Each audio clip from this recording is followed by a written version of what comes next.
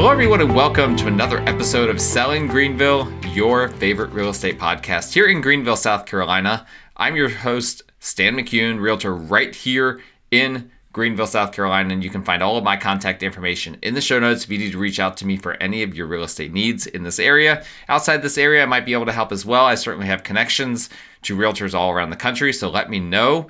And especially if you enjoy this content, please subscribe.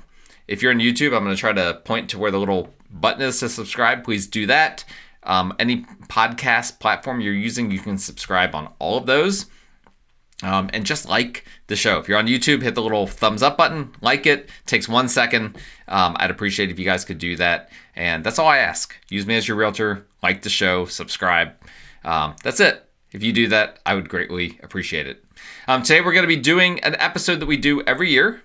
And that is the mid-year review of my bold predictions for this year. Okay, so at the end of 2025 / beginning of 2026, I made bold predictions for what was going to happen this year. Today, we get to do the mid-year look at how those bold predictions have gone. And I like doing this not just to have an episode that I can record that's an easy one to record. There is some value, obviously, in being able to have a few things along the way that are predictable, whereas a lot of my episodes are just what's happening. And, quite frankly, sometimes I get to Monday morning when I typically record these and I don't have an episode queued up and I'm like, what am I going to do next? So it's nice to have one like this that I do every single year, but it's also a good exercise. It's not just something that I do just to fill the air.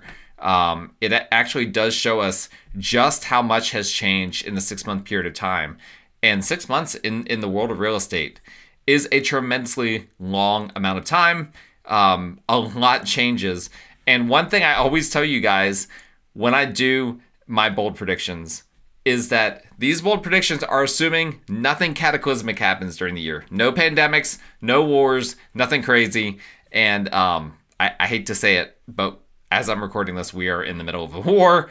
That was not happening when these bold predictions were originally made. So there is that. That being said, I do think that there's still a lot of interesting little tidbits here. And I feel fairly good about my bold predictions thus far. So let's just dive right in.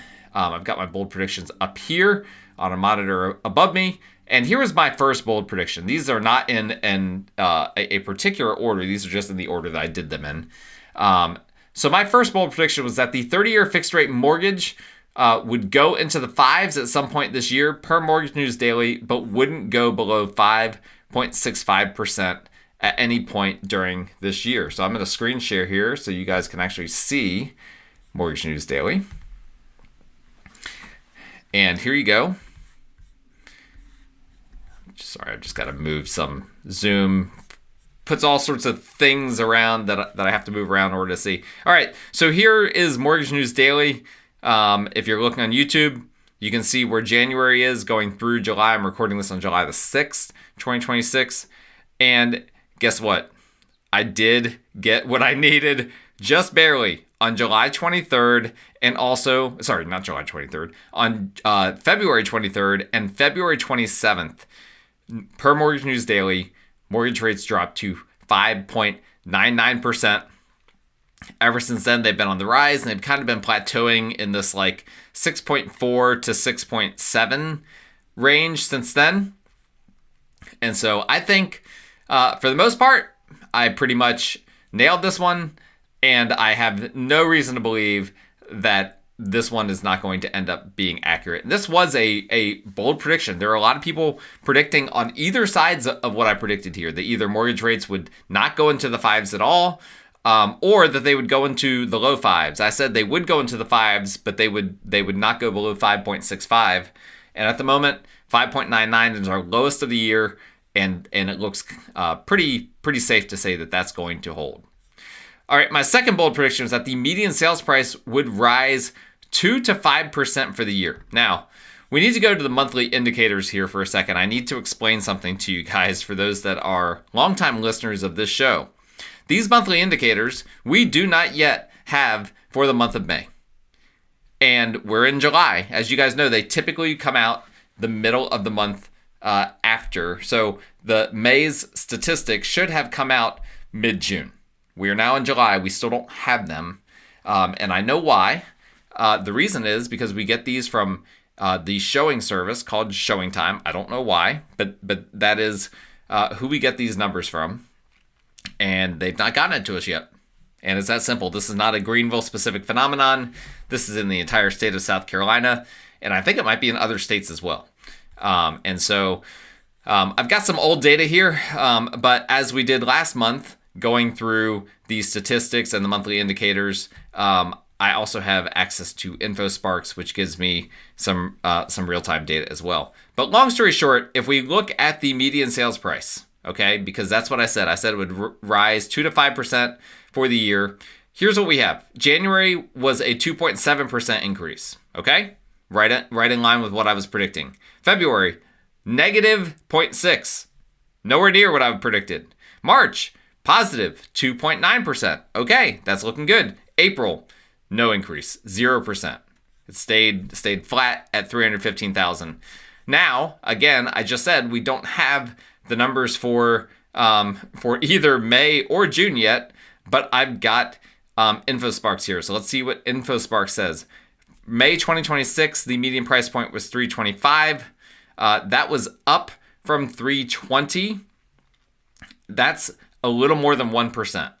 So that's not helpful for my prediction. June was at $330, 330,900.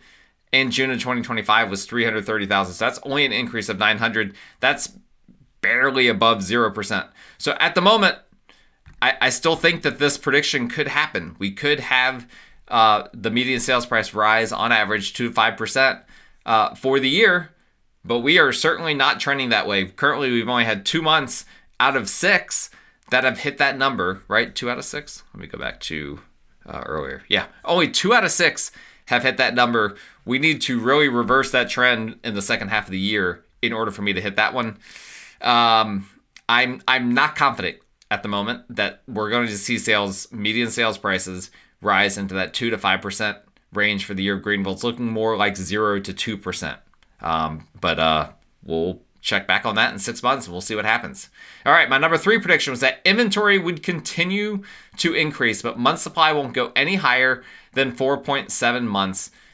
And I put after revisions. We no longer have those sorts of revisions happening, which is nice.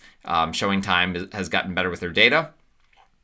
And there's a second part of this. All right, so let's just start with the first part. So inventory will continue to increase, but month supply won't go above 4.7. All right, let's look at InfoSparks again because it's the most accurate that we've got right now. Actually, no, we can't go to InfoSparks. I apologize.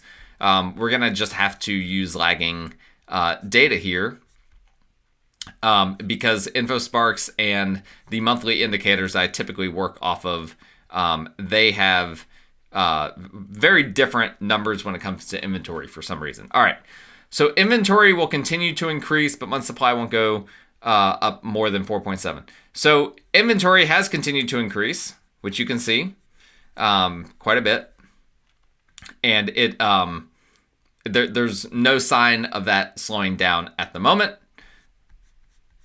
Month supply, nowhere near 4.7. Okay, and I don't see that changing once we get the May or June numbers. If you go to InfoSparks has it at actually going down for the month of June, and so that's interesting. So I think the first half of that prediction I feel pretty good about, but the second half, which I haven't read yet, I said eventually we will see year-over-year decreases in total inventory, and so it was total inventory was accelerating in April. We have the monthly indicators. Now, let me go back to total inventory in InfoSparks here.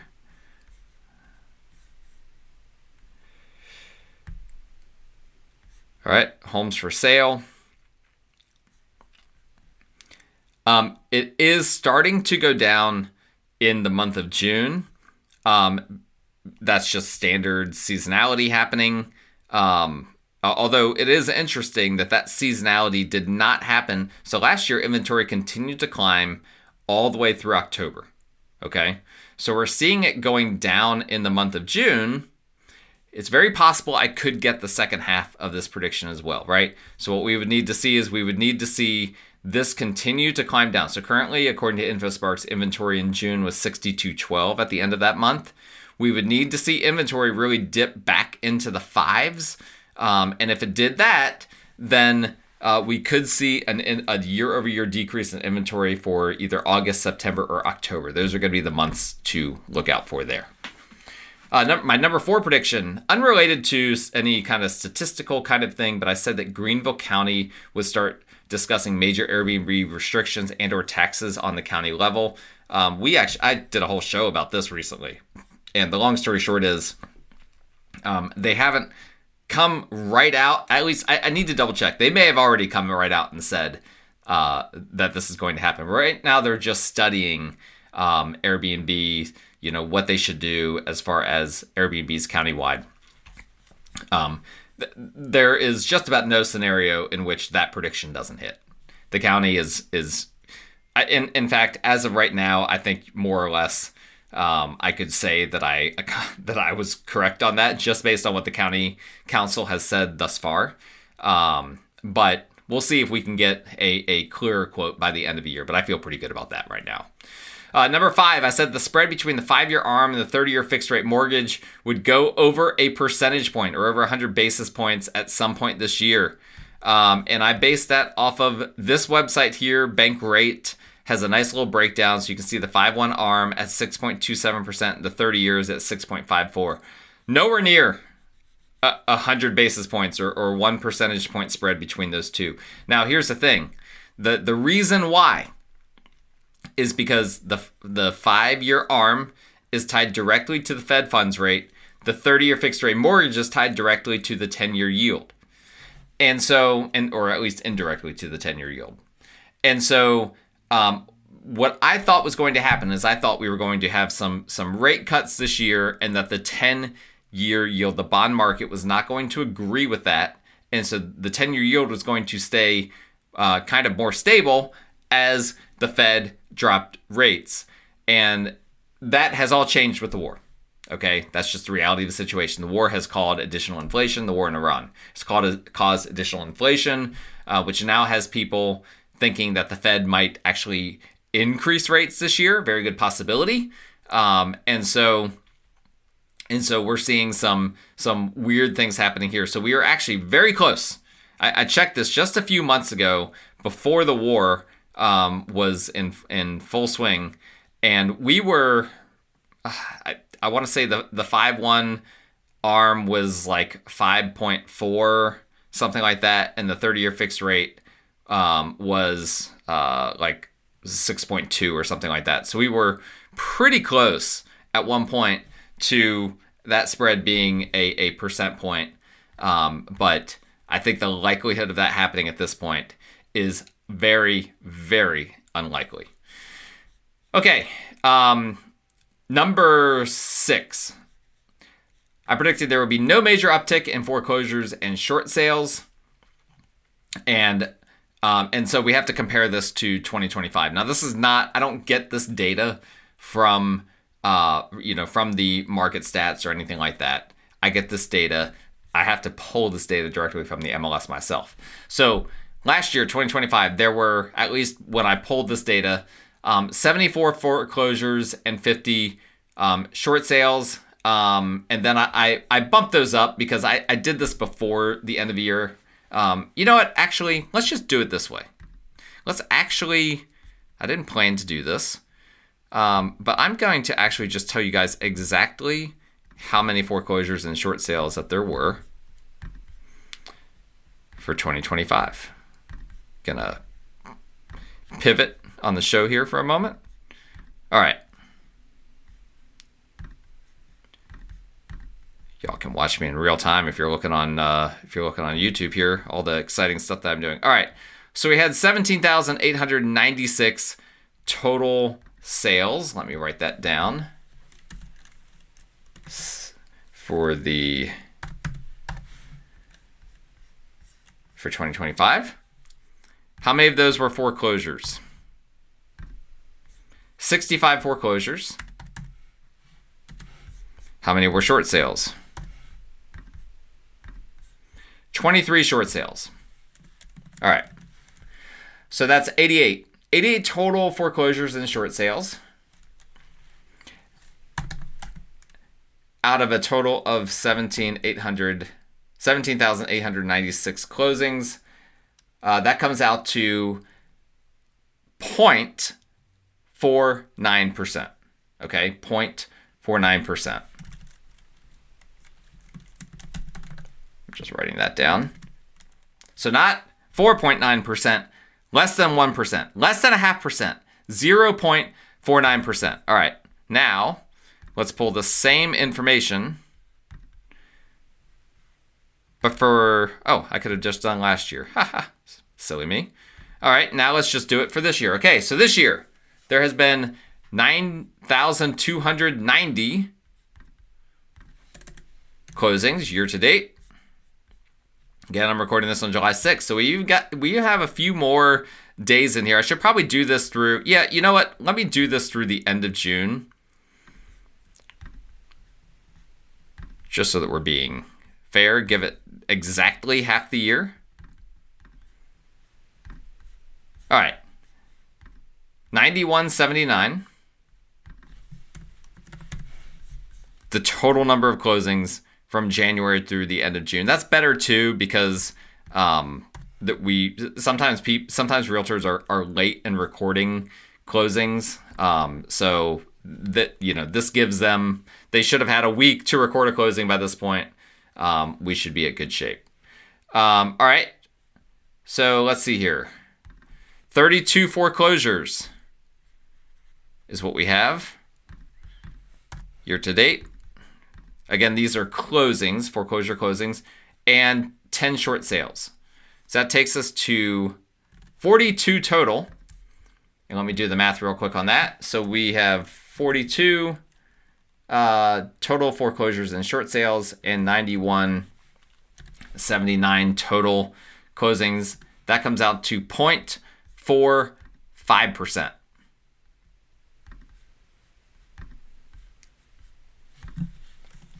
I'm just writing that down.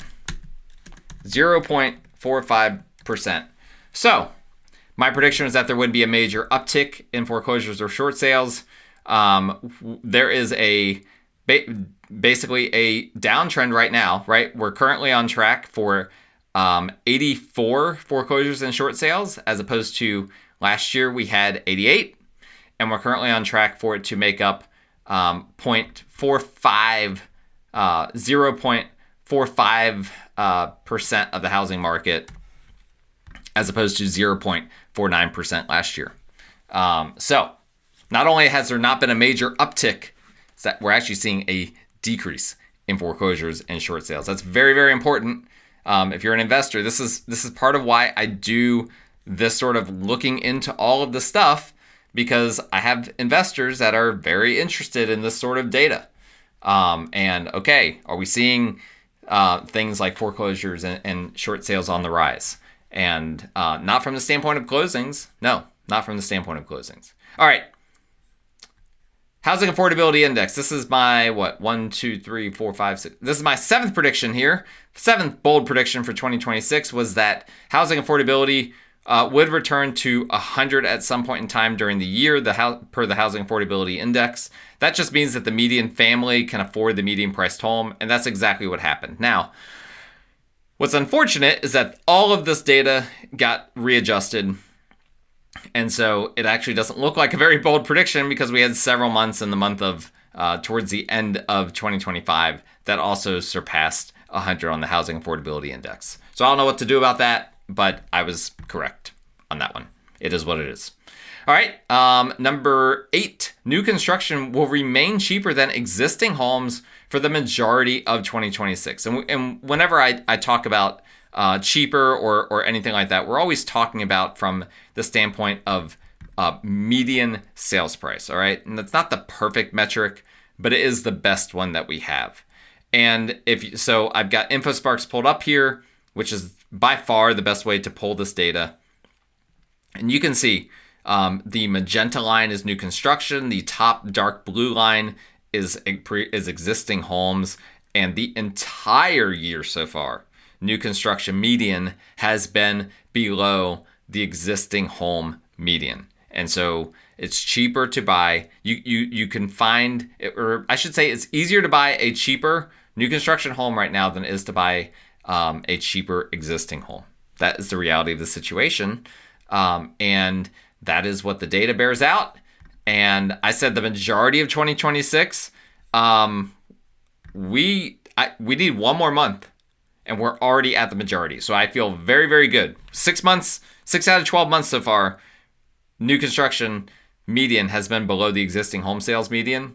I'm fairly confident we're going to get at least one more month of that, especially looking at where this is trending. Because right now, the existing home median for June 2026 was 347.5, and new construction was 315. That's a basically a $32,000 spread and change. It's going to be hard for new construction to close that gap. We'd have to see, really, new construction has been hovering kind of down, in the low to mid 300s for quite some time. We would need to see the existing home sales median come down in order for that to happen. And usually, so last year, the peak was the month of July. The year before that, the peak was June.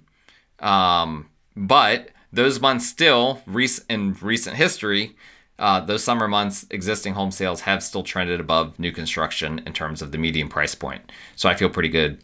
I'm quite confident I'm going to hit on that one. Number 9, number of showings until a home is under contract will increase to an average of 8+ showings for the year. Let's see here. Showings until a home is under contract. All right, so that would be shows to pending. Change this to the average. And let me get rid of all construction types. And I said that it will increase to an average of 8+. So I actually must have meant based on the median. And based on the median, sorry, I messed up for a second there. I didn't write down on my notes whether I was doing median or average, but pretty clear based on the data that I meant the median. And so for most of 2025, we were down around 7. We did end up at 8 for the month of December. I didn't have that data, I think, at the time that I recorded the Bold Predictions episode. January went up to 9. February went to 8. March to 7. May to 7. And then June went back up to 8 showings before being under contract. And so what does that mean? Okay, why does that matter? Well, you can look at if I pull out the data and look at when things were really hot. From 2021 through 2023, we had a much higher median showings to pending, right? Frequently in the double digits. It crested at 13 in March of 2022. And so that's an indicator of a somewhat healthy market, or at least a hotter market. I should say it that way. Healthy. That was not a healthy market. For me to pretend like 2021 through 2023 was healthy. Sorry, I misspoke there. Not a healthy market. It's a sign of a hotter market, okay? And so I put that we'll need to have an average of 8+ showings for the year. And again, I think I meant to say median. Probably the average of the median is how I'm going to have to interpret this. I'm going to have to go back and listen to that episode, what I actually said. Literally, I'm going to have to do that. And I came prepared. I even looked at all of this ahead of time to make sure. I'm not winging this episode, but that was one that I clearly needed to look a little bit more closely at. But at the moment, it looks pretty good that we're gonna hit that number. All right, 2-bedroom homes. I said my 10th and final prediction: 2-bedroom homes will lose value, and 4-bedroom homes will see a greater than 4% increase in median sales price. All right, let's go back to the median sales price. This time, break it out by bedroom count. I said 2-bedroom homes will lose value. The jury is still out. So if you're looking at my chart, if you're looking at InfoSparks, the magenta line is the 2-bedroom homes. The top orange line is the 4 bedrooms or more. And the magenta line very well could end up being lower year over year. So we ended December 2025 ended with 2-bedroom homes being having a median of 220,000, and the median right now is 207,500. Okay, now I'm not factoring any seasonality into that, so understand that very well could change. But the 4-bedroom homes are currently trending at 412,000 and change, and that is the highest that 4-bedroom homes have ever been at, as far back as I have this data. Well, hold on. In July 2025, there were 4,105. Okay, I apologize. July 2025 was ever so slightly higher. But the point remains that it looks pretty good. That was higher than June. June 2025 was 405 and change. We're now up to 412 and change. And so it's looking like we will see 4-bedroom homes with some sort of an increase. Will it be a 4% increase? We're not trending to that point yet. Okay. So this one's very interesting. I'm leaning towards that I will not hit this one because the 4% increase on 4-bedroom homes at the moment, even though we've gotten some positive momentum, we've had month over month price increases on the median sales price for every month since March. A 4% increase year over year. Right now, we're not trending for that. So we'll have to wait and see.